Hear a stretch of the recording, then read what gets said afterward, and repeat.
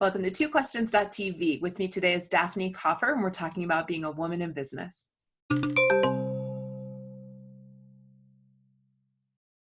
Welcome to twoquestions.tv. I'm Susan Baroncini-Moe, and welcome also to another chapter of our Inspiring Women in Business series.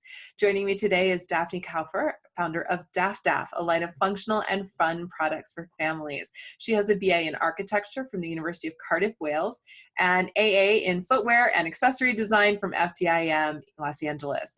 Her passion has always been designing for kids and families, and she's been doing so proudly and happily for over 15 years. Hi, Daphne. Welcome to the show. Hey, Susan. So great to be here. Thank you for having me. Your products are so fun. Can you show some of them for our audience and tell people what they are? They're so fun. Where do you want me to start? How far shall I go? Well, let's go. Beginning? Go for it. Yes, we're gonna tell us your story. Okay, I'll go and get some stuff. Okay. Now, while she's getting those things, for those of you who are listening to the podcast, you will not be able to see these things. So if you'd like, go to the YouTube channel. Just go to the YouTube channel and you'll be able to see all of the things that Daphne is now gathering to show our video audience. Okay. I was just explaining to the podcast listeners, they won't be able to see these things. So, all right, Daphne's back. All right. Okay. So when I started, it was basically 15, 16 years ago. And this was before I even had my own kids. I was fresh out of design school. This is when I graduated with my accessory and footwear design degree from FIDM. And I always knew that my passion is designing for kids. This was very clear to me, even when I was in my architectural years. That was where my heart was always. So when I started with a shoe line, and this is just an example. They were beautifully handmade Italian and later on Portuguese shoes. Very, very high end. Again, this was before I had kids, and my idea of what functional products for kids was very different. And my shoes, for example, were on magazine like Vogue Bambini, the Italian one, and Couture. They were range anywhere between $100 to $200 pair of shoes. Again, totally worth the investment, but a very niche market. I did phenomenally well with them for 4.5 years. My shoes were sold in, I think, over 20 different countries. They were in stores like Russell and Bromley in the UK. They were carried by Nordstrom here in the US. I mean, I was doing well. But again, as I said, when I look back as a parent, I think I had a very wrong perception of what kids market is all about. Different perception. Let's say different. Different. Yeah. Younger perception. Right. I mean, I shouldn't be saying wrong because there is I still love my products and I think they're adorable. But over the years, then I had my son and I was pregnant with my daughter, and due to, my own personal health issues and things that I was coping with at the time, I had to drop the ball one day just because it got very challenging. So if we're talking about women in business, sometimes you have a wake-up call because I basically used to live my life in the factories in Europe and at trade shows, and it was not working with 2 little babies in the house. So I had stopped in the middle of everything, having open orders, and I said, I'm taking 1 season off. I had a lot of people asking me questions, including sales reps and, people hoping for me to come back, but it was a good decision. I think at the time I had to take it. And I took basically that 1 season ended up being almost 2 years. Now that company with the shoes, that was your company. It was my company. So you struck out on your own right away. I did.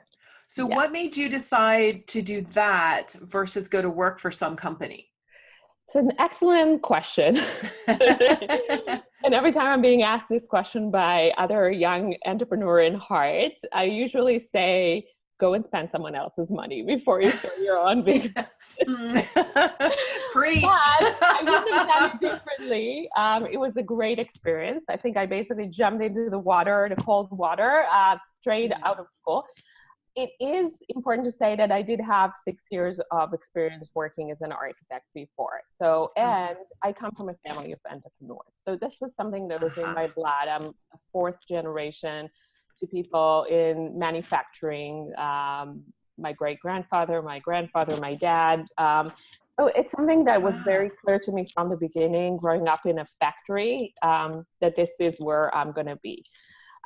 Should I have, jumped into it so early on in my career? Not nothing would have happened if I waited for 2 years. But I knew what I wanted. I had an idea. So like already during school, I think I was more mature than the other students in age and in my design, basically skills and vision. And it was very clear to me what I wanted to achieve. So this line was in my head for a long time. And I basically went to school to basically get the tools and the connections and know-how of manufacturing, of footwear manufacturing, to be able to basically bring my dream to life. So, so you took your break. I took a break, and when I came back, I think I was like, you take every time you learn how to. I think like a life of an entrepreneur is a serial products. That's the way I see it. So you constantly have different projects going on. And when I came back, I said, well, I loved what I've done so far, but it's very clear to me, number one, I cannot manufacture in Europe anymore because Europe has by then became so expensive. So I need to basically move my operation to Asia, which I did. I now work out of Taiwan. And secondly, I knew that I don't want to have a 4-season product like shoes. I wanted one product item. I wanted something that I would not have to basically worry about inventory liquidation, something that I can basically take season through season, and will require less travel for me, less, intense work of seasonal work every time. But I still didn't know what the product is going to be. It could have been shoes. It could have been anything basically. And I was waiting for my aha moment. And it came when my son was around 3 years old, and he was obsessed with superheroes. And one day he just came and asked for a backpack with superpowers. And that's where, as one does, SuperMe backpack, which is by now 7-year-old. So this product has been a big, really big thing. It has a cape in it, and it also has a mask.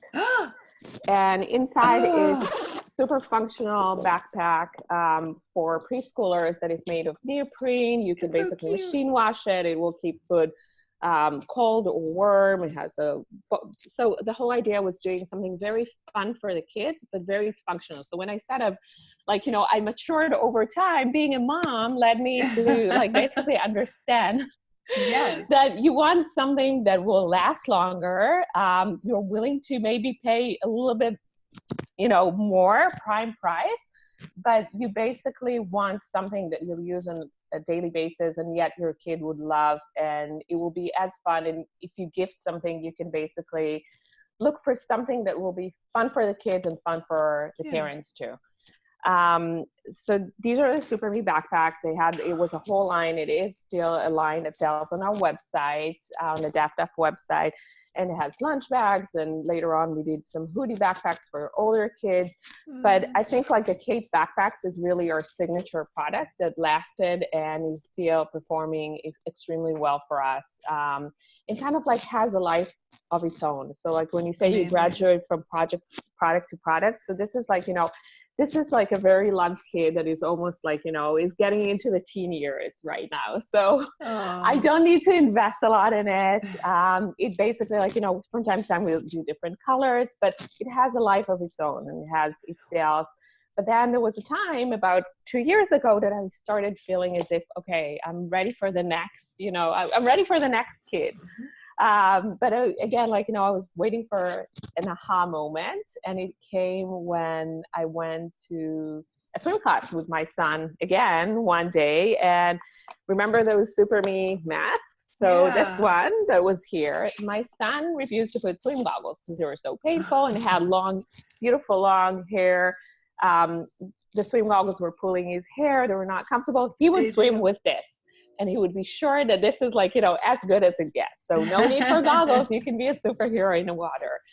And again, like my aha moment when one day I just came back home and I started thinking like, can I basically like, do something with this and incorporate the goggles into it and get fun and safety and functionality at the same time. Mm-hmm. And that's when basically, so my son is Adam, that's like the Adam goggles. But that's when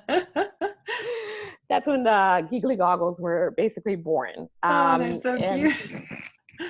The great thing about the giggly goggles, again, they're made, I used the connections that I already had with the factory. So I stayed within the same neoprene material, but this time we developed a new combination of material. They're made of texture rubber and neoprene on the outside, which is and they don't pull the hair.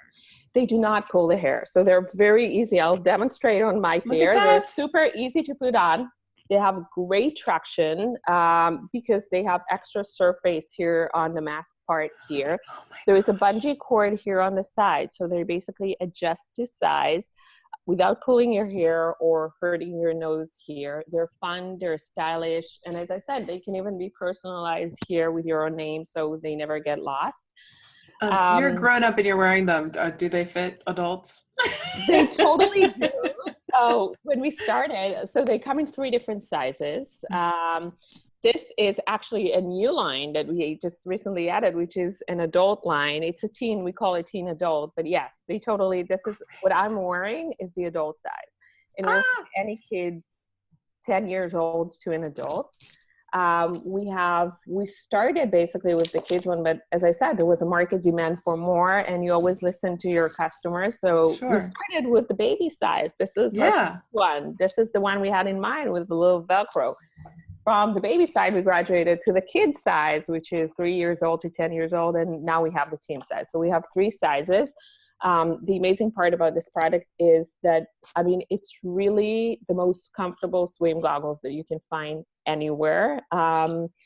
And we have customers coming over and over, getting more designs, which was a surprise to me too, because they do last, but the fun aspect of having different prints and matching it to different outfits and swimwears, they make a great birthday present. So, people will get it for their kids. And after, 2 weeks, I get multiple orders for former birthday parties. Oh yeah.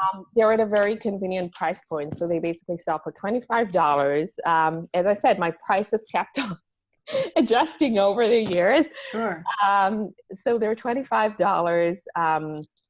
But you get, a super high quality product. We make sure, as a mom, for me, one of the most important things is that a product will basically not just be fun and look well, but will actually last longer. Mm-hmm. We use our lenses, for example, our Italian-made lenses. The neoprene that we use are basically the material that we use here for the strap is the same material you use for scuba diving gear and suits, and this is the top grade neoprene that we're using. That's amazing. So, okay, you're a woman in business and you're successful. What advice do you have for other women in business, maybe who aren't as far along as you? First of all, do something that you're passionate about. So I had so many people asking me over the years, why are you not doing this and this? I do what I'm passionate about. And that's my, so for me, it's always about having a special call, so do something that is fun and that you're passionate about and you really truly love with all your heart.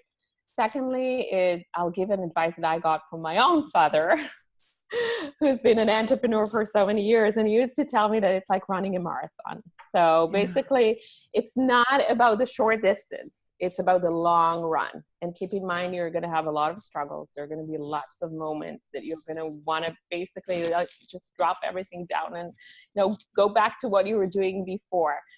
But keep in mind that there is an end point, and there is a really rewarding and amazing goal at the very end. And have this in mind and know that you're ready to basically face those struggles, but wake up the following morning and, with a smile and keep things in proportion. Never let this affect your family life. So try, and it's hard. But right? I have days that, things are very disappointing things are happening, and I get phone calls that get me, things that I thought were sealed were not. And then I pick up my kids and I try to basically get into my quiet zone and put this behind me and not let this affect my family life. So know how to prioritize. That will be another big one for me. I find the separation between business and personal, that transition is always a little rocky for me because I'm, in my work mode and I'm assertive and I'm doing things and I'm, doing all these things. And then when I'm home with my husband, I want to be a little softer, a little more gentle. I'm not being aggressive at work, but I want to tone it down a little bit for when I'm at home. And I always find that transition a little tricky. Do you have a similar struggle, or do you just kind of find your quiet space and you're good? I totally do. This is why I need to remind myself if it was natural to me, no. So I really I work really hard on myself to basically try and make the separation, and to the degree that I refuse to talk work. So if I get phone calls, I used to basically have respond when I'm with my kids. It's 5:30 and I still have stores or customers calling me. Mm-hmm. I used to pick up the phone and then I'll get into it and my kids are there and, something is happening. I don't do it anymore. So I try to make very, very clear separations of work hours. Yeah. And I think this is what lets me keep my sanity. Yes. And I try not to talk any work matters in front of my kids, unless they are asking questions, which they do sometimes, but I let them take the lead. I don't want to, I learned again, something else that I learned, my kids are my models and my inspiration, and they do, but to some degree, sometimes I get tired of this. So I try to basically make a very clear separation of our family life and my work life. So. Very cool. Great advice. Daphne, thank you so much for being on the show today. Thank you so much for having me, Susan. That was my pleasure. I'm excited to get my pair of goggles because swim goggles are always so uncomfortable and they pull my hair. All right. Viewers, thanks for watching. We'll have links down below in the show notes. So if you want to get your goggles or your backpacks for your kids, that's where you'll find them. Thanks for watching. We'll see you next time.